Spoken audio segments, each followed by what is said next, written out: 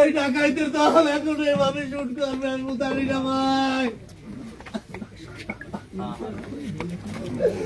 এই সন্ত্রাসীর কালো হাতে দেশের মানুষ কি নাই ভাঙ্গার।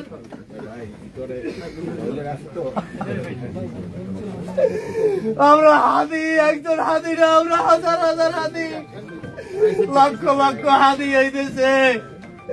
আমরা এই জন্য চাইছিলাম না যে এই যুদ্ধ ক্ষণিকের যুদ্ধ চাইছিলাম না। এইভাবে যে সন্ত্রাস এখনো যে ফেসিবাস এই দেশে আছে, এখনো যে ফেসিস লড়ে নাই, এই দেশের মানুষ অরিজিনাল বোঝে না।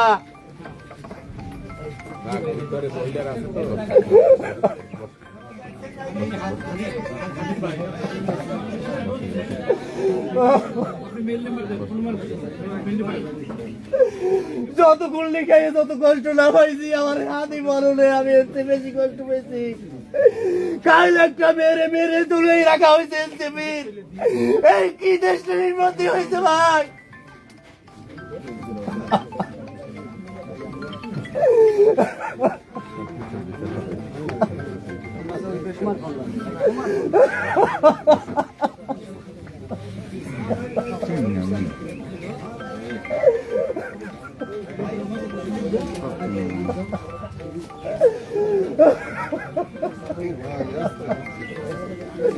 আমি দেশবাসীর কাছে বললাম এইভাবে যেন মুখ বন্ধ করে কেউ না থাকে। যদি এক হাতি যদি মৃত্যু হয় তাহলে লক্ষ হাতির যেন জন্ম হয়। আমার মতো যদি একজন মৃত্যু হয় হাজার মৃত্যুর যেন জন্ম হয়। আমার মতো যদি একজন জুলাই যোদ্ধার মৃত্যু হয় হাজার হাজার জুলাই যোদ্ধার যেন এই দেশে যেতে হয়। এই দেশে যেন অত্যাচারের উপরে লড়াই করতে পারে। এই দেশে যেন অত্যাচারীর কালো হাত ভেঙে দেওয়া হয়। এখানে যেন ফেসিস নির্ধারণ করা হয়। ভাই এটা আর বলার কিছু নাই। এ দেশের মানুষ, এদেশে এত মানুষের জন্য আমরা যুদ্ধ করলাম। দিন নাই রাত নাই, খানা নাই বিনা নাই, এই রাস্তায় ওসমান হাদি নাহিদ ইসলাম, আমরা যত আক্তার হোসেন সহ যত তার ফিল্ম যারা সহ যত লোক ছিলাম, যত মানুষকে নির্মূল ভাবে হত্যার পরিকল্পনা দিচ্ছে এই সন্ত্রাসী কালো হাত আপনারা ভেঙে দেন। এই সন্ত্রাসী যেন এই দেশে মাথা চারা দিয়ে না জাগাতে পারে। এই দেশে যেন জুলাই যেন বিপ্লব যেন বিহত না হয়। দেশের জুলাই বিপ্লব যেন শত বছর হাজার বছর যেন থাকে।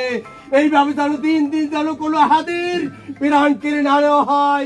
এই দেশের যেন কোনো মানুষ নির্মূল ভাবে হত্যা না হয়।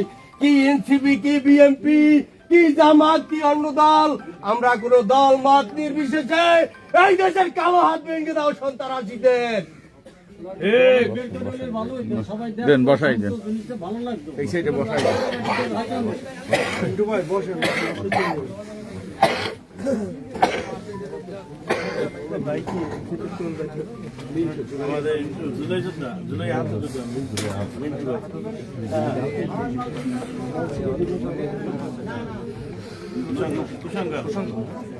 ছয় নং কুসঙ্গা মান পয়সা, 9 নং ওয়ার্ড খয়রা গ্রাম। মিন্টু হাওলাদার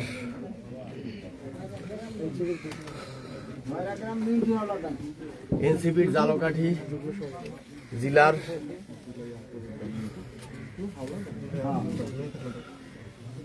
নওশাদী উপজেলা সমন্বয়।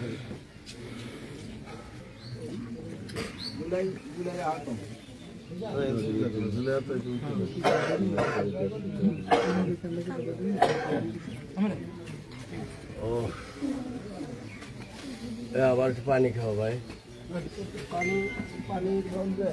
ভাই নেওয়ার করেন ভাই বসে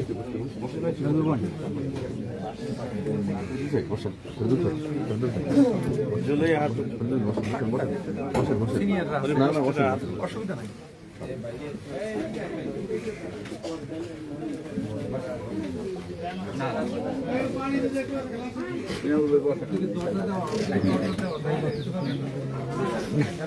না হয়ে যায়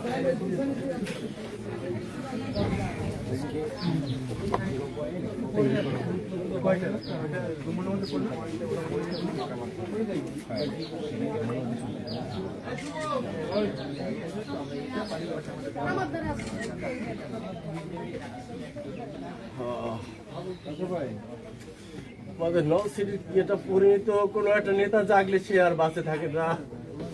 কি পরিণত আমাদের নলছিটির, কি গজব এটা। ভুট্টো সাহেবকে মারা হয়েছে এই পরিকল্পনা।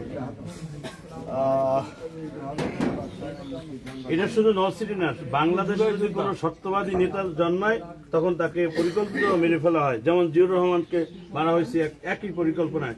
জিয়াউর রহমান শুধু বিএনপি ছিল না, জিয়াউর রহমান ছিল বাংলাদেশের সম্পদ সত্যিকারী দেশপ্রেমিক, তাকেও ষড়যন্ত্র করে মারা হয়েছে।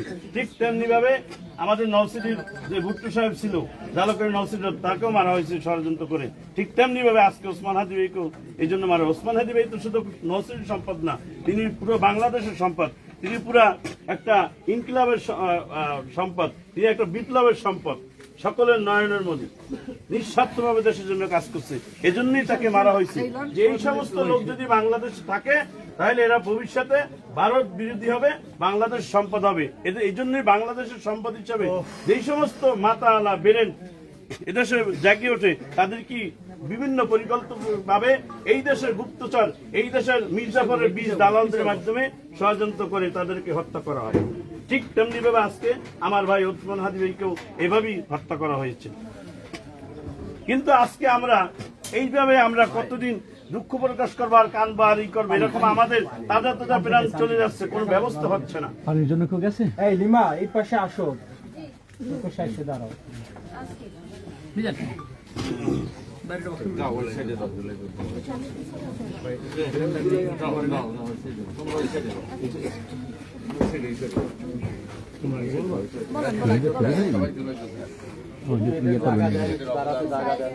ভাই একটু গ্যাপ দিয়ে দাঁড়াইলে সবাই তো পুলিশ বুঝতে পারবে।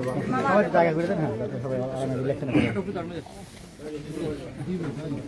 আজকে আমরা উপস্থিত হয়েছিলাম হাদি ভাইয়ের জন্য। কালকে আমরা দোয়া করেছি যাতে প্রাণে ফিরে আসে, কিন্তু এই হাদি ভাইকে যখন 9টা বাজে শুনলাম সে শহীদ, তার শহীদই অনেক তামান্না ছিল। আসলে শহীদের তামান্না প্রত্যেকটা জুলাই অংশগ্রহণকারী প্রত্যেকটা শক্তিরই ছিল, কিন্তু সবাইকে শহীদি মর্যাদা দেয় না। আলহামদুলিল্লাহ, আল্লাহ তাআলা হাদি ভাইয়ের মনের আশা পূরণ করেছেন। আল্লাহ তাআলা তাকে বীর শহীদ হিসাবে যেমন ওয়াসিম, মুগ্ধ, আবু সাইদ, তেমনি পরবর্তী জুলাই শহীদ এই আজকে যেই বাড়ির সন্তান শহীদ ওসমান হাদি, আমরা তাকে দলমত নির্বিশেষে শহীদ ঘোষণা করতেছি এবং তিনি আল্লাহ তাআলা তাকে যেন জান্নাতের উচ্চ মাকামে দান করেন। তার বোনের সাথে কথা বলছিলাম কালকে, তারা বলেছিল হাদি ভাইয়ের যে আসলে যুদ্ধটা ছিল কালচারাল ফ্যাসিজমের বিরুদ্ধে। আমরা যে একটা জুলাই রেভলিউশন ছিলাম, সেখান থেকে আমরা হাদি ভাইয়ের যে একটা কালচারাল রেভলিউশন, একটা যুদ্ধ ছিল, এটাকে আমাদের ধরে রাখতে হবে।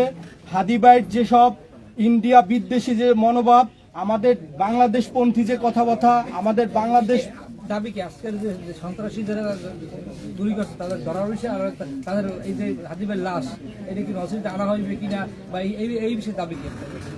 জি, নলছিটির পক্ষ থেকে তার গ্রামের বাড়ি কুসঙ্গালে, তার ফুলঘাটি ইউনিয়নে তার প্রত্যেক কবরস্থানে দাফন করার সিদ্ধান্ত নিয়েছিল। কিন্তু দেশ যদি মনে করে যে বিদ্রোহী কবি কাজী নজরুল ইসলামকে ঢাকা বিশ্ববিদ্যালয়ের পাশে দাফন করা হয়েছে, সেরকমের যদি কোনো সরকার তারা যদি একটা সিদ্ধান্ত নেয়, অবশ্যই সেটাকে সম্মান করা হবে। কারণ হাদি ভাই শুধু আমাদের নলছিটির সম্পদ না, তিনি পুরা বাংলাদেশের সম্পদ।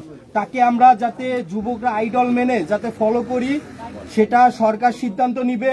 যেমন প্রেসিডেন্ট জিয়াউর রহমানকে সংসদের পাশে দাফন করা হয়েছে, কাজী নজরুল ইসলামকে ঢাকা বিশ্ববিদ্যালয় প্রাঙ্গণে দাফন হয়েছে, তেমনি শুনছি জাদুঘরের পাশে নাকি একটা সিলেক্ট হয়েছে।